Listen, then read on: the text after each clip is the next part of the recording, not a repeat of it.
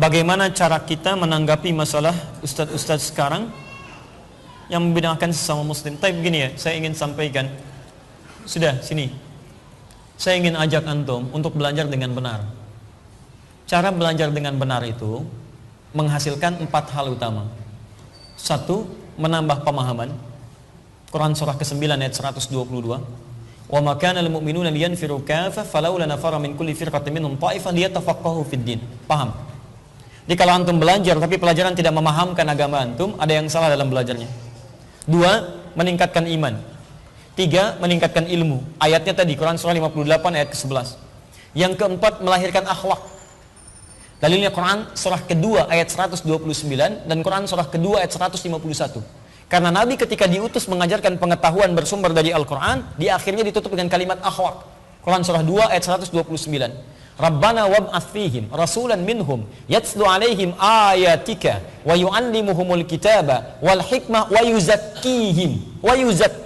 Yuzakkihim itu akhlak, menghilangkan yang kotor dalam jiwa. Jadi itu doa Nabi Ibrahim, Nabi Ismail dikabulkan oleh Allah. Dijawab di ayat 151-nya. Al-Baqarah Quran surah 2 ayat 151. Paling kanan, agak sedikit ke bawah. Ketika dikatakan kalimat jawabannya, disebutkan langsung akhlak nomor 2. Tadinya nomor 4, pindah ke nomor 2.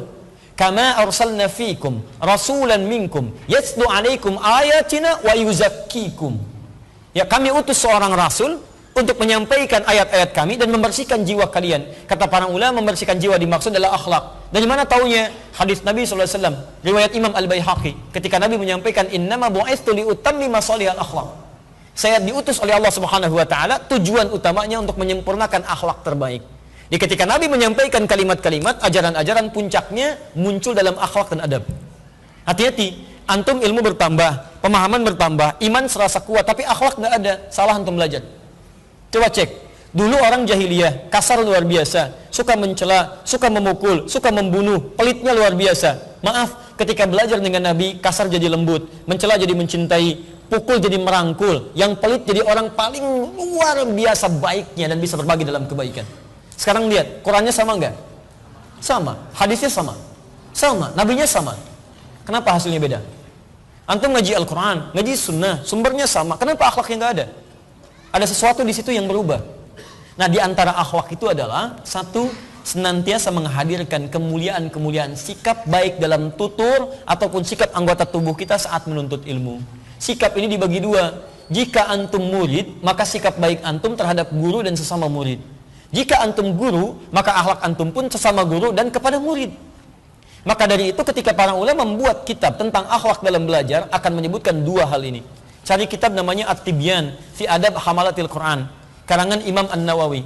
Kalau versi bahasa Arabnya 183 halaman.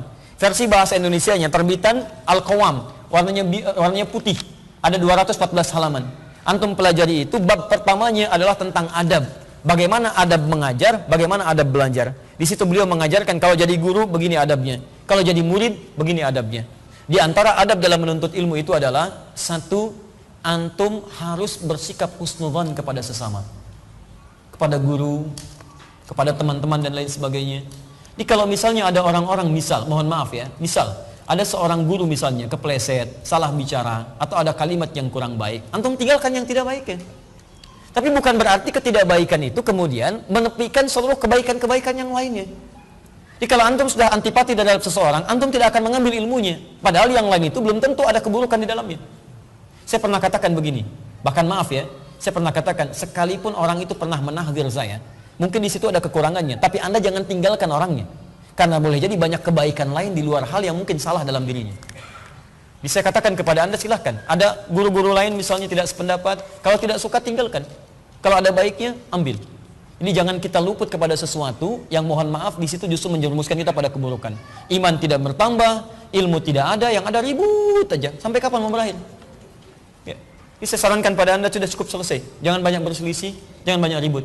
Kalau masalah khilafiyah, wajar. Anda tidak sepakat, jangan ikuti. Pada yang lainnya, silahkan ambil. Paham sampai sini? Kalau sudah begitu, maka insya Allah negeri kita pun akan tenang, ibadahnya akan nyaman, dan baik dalam kehidupan. Termasuk saya pernah ditanya tentang sikap, bagaimana sekarang? Ada yang membubarkan pengajian, ada begini, ada begitu. Saya katakan pada Anda ya, jadilah Anda mukmin yang baik. Mukmin yang baik itu bukan menjadi kompor saat ada dua orang mukmin berselisih. Mukmin baik itu mendamaikan keduanya. Lihat kalimatnya, lihat kalimat Qur'annya juga mengatakan pada kita. Fa aslihu baina akhawaykum. Innamal mu'minuna ikhwah. Setiap orang beriman itu bersaudara. Ini yang dibubarkan mukmin, yang membubarkan mukmin, dua-duanya punya masalah. Kalau kita ingin masuk ke dalamnya, maka kita mendamaikan. Kalau tidak bisa mendamaikan, jangan mengkompori. Ini yang satu mencela yang ini, yang satu mencela yang ini. Satu bikin klarifikasi menyudutkan yang ini, yang ini menyudutkan yang ini. Kapan selesainya? Kenapa antum nggak saling mendoakan? Duduk satu tempat, bicara yang baik-baik, selesai masalah. Daripada satu dua tidak pernah selesai dan selalu nanti seperti itu. Mulai sekarang tepikan yang tidak baik, ambil yang baik-baiknya. Dari manapun kemudian aliran itu ada, sepanjang dibenarkan oleh agama, masuk Ahlus Sunnah, ada kebaikannya ambil, tidak sepakat tinggalkan, dan selesai masalah kita. Jelas di sini? Alhamdulillah.